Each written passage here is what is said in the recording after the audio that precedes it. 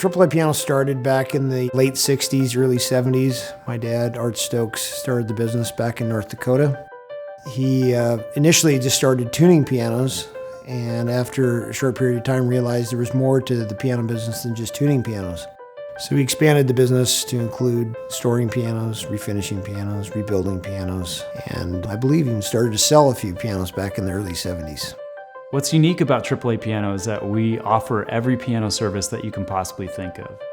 From moving your piano to tuning to repairs, we have 7 instructional studios with teachers who give lessons throughout the week, and a professional recital hall where we showcase local talent and give our students a place to perform.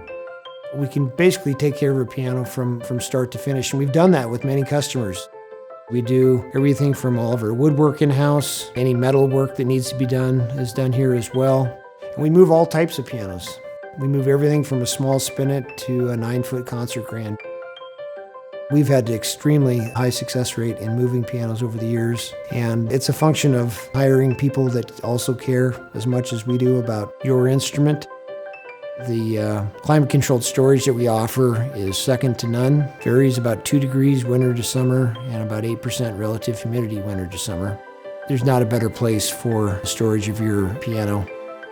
As a piano technician, most of what I do day to day is pretty technical, but I take great pride in knowing that when someone sits down at a piano that I've worked on, they don't have to worry about all that technical stuff. They can just play and enjoy. We understand that people's instruments are an extension of them. It's almost like a member of their family, and we try to treat everyone's instrument with the same respect we would treat our own. I started working in the shop with my father when I was 7 or 8 years old, and never dreamt that I'd be doing this almost 50 years later.